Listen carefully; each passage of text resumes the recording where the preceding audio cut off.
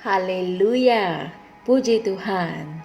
Hari ini 11 Julai dan Pastor Chris ingin berkongsikan satu mesej yang sangat bermanfaat bagi kita untuk kita renungkan bersama dalam kehidupan seharian kita.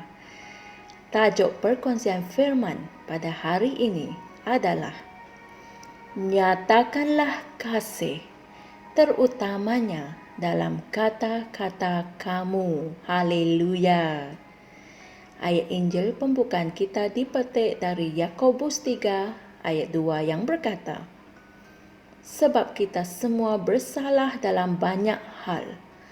Jika seseorang tidak bersalah dalam perkataannya, dia adalah orang sempurna yang dapat juga mengendalikan seluruh tubuhnya. Puji Tuhan.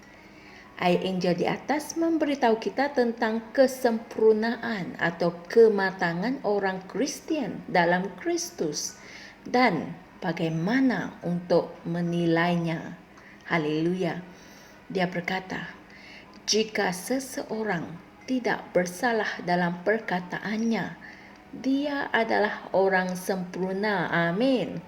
Yesus berkata dalam Matius 12 ayat 37, kerana dengan kata-katamu engkau akan dibenarkan dan dengan kata-katamu juga engkau akan dihukum. Inilah firman Tuhan. Dia memberikan penekanan pada kata-kata. Haleluya.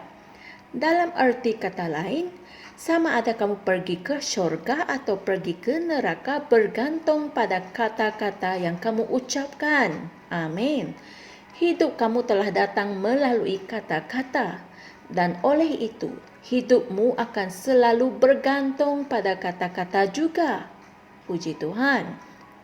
Sesetengah orang tidak memahami perkara ini. Jadi mereka tidak berbicara dengan berhati-hati, di mana mereka menggunakan kata-kata yang tidak senonoh dan yang menghina, terutamanya ketika mereka sedang marah atau sedih. Jangan merasa bangga dengan kemampuan kamu untuk mengalahkan orang lain dengan kata-kata jelek yang merosakkan harga diri mereka. Kemungkinan seseorang telah mempercayai kamu tentang sesuatu perkara, tetapi sekarang kamu mempunyai masalah dengan orang itu. Jangan melihatnya sebagai suatu peluang untuk memalukan orang itu. Fikirkanlah tentang pelayanan Roh Kudus dalam kehidupanmu. Walaupun dia tahu segala-galanya mengenai kamu, dia tidak pernah menuduh atau memperkecilkan kamu di hadapan orang lain. Dia mengasihi dan melindungi kamu selalu. Amin. Sebegitu juga dengan Yesus. Dia sudah tahu segala-galanya mengenai semua orang, tetapi dia tetap berhubungan dengan mereka dalam kasih. Haleluya. Bahkan ketika dia melayani beberapa orang yang telah menolak ajarannya, dia berkata dalam Yohanes 12 ayat 47, aku tidak akan menghukum kamu.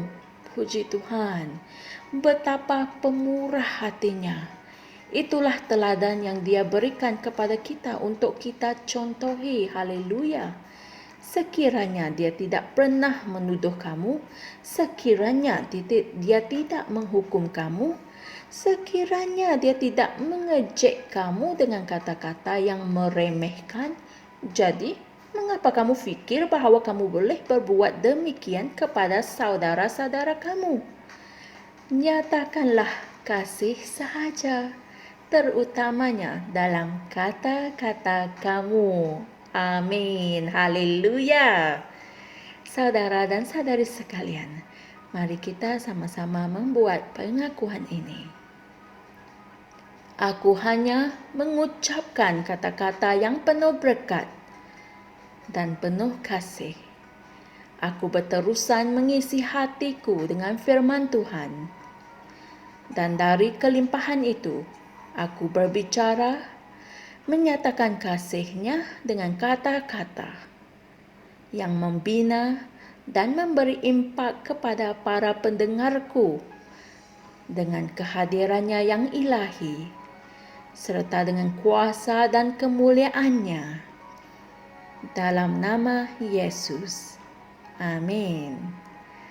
Renungkan juga ayat-ayat Injil berikut untuk mendalami perkongsian firman kita pada hari ini, iaitu Kolose 4 ayat 6, Efesus 4 ayat 2, Efesus 4 ayat 29 dan Lukas 6 ayat 45. Haleluya. Renungkanlah perkongsian firman kita pada hari ini sehingga firman itu menjadi resap ke dalam hatimu. Kerana dari kelimpahan firman itu, kamu berbicara dengan kata-kata yang penuh berkat dan penuh kasih. Ingatlah, nyatakan kasih sahaja, terutamanya dalam kata-kata kamu. Puji Tuhan. Jumpa lagi esok semua. Subscribe dan kongsikan firman ini dengan saudara dan saudari yang lain. Tuhan berkati. Shalom. Kami percaya saudara-saudari semua telah diberkati dengan perkongsian firman dari Rhapsody Reality. Bagi sesiapa yang ingin menjadikan Yesus Kristus sebagai Tuhan dalam kehidupanmu, kamu boleh mengucapkan doa ini bersama dengan saya. Ya Tuhan Allah, aku mempercayai Yesus Kristus, Anak Allah yang hidup dengan sepenuh hatiku. Aku percaya Dia telah mati untukku dan Allah telah membangkitkan Dia dari kematian. Aku percaya Dia hidup hari ini. Aku mengaku dengan mulutku bahawa Yesus Kristus adalah Tuhan dalam hidupku mulai dari hari ini. Melalui Dia dan di dalam nama-Nya, aku mempunyai kehidupan yang kekal. Aku telah dilahirkan semula. Terima kasih Allah kerana menyelamatkan jiwaku. Aku sekarang adalah anak Allah. Haleluya. Tahniah, sekarang kamu telah menjadi anak Allah. Untuk apa-apa sebarang pertanyaan atau untuk mendapatkan lebih banyak maklumat mengenai bagaimana untuk bertumbuh sebagai seorang Kristian, anda semua boleh hantar mesej di akaun Facebook kami atau email kami di tni.msia@gmail.com. Sekali lagi, tni.msia@gmail.com. Tuhan berkati Anda semua.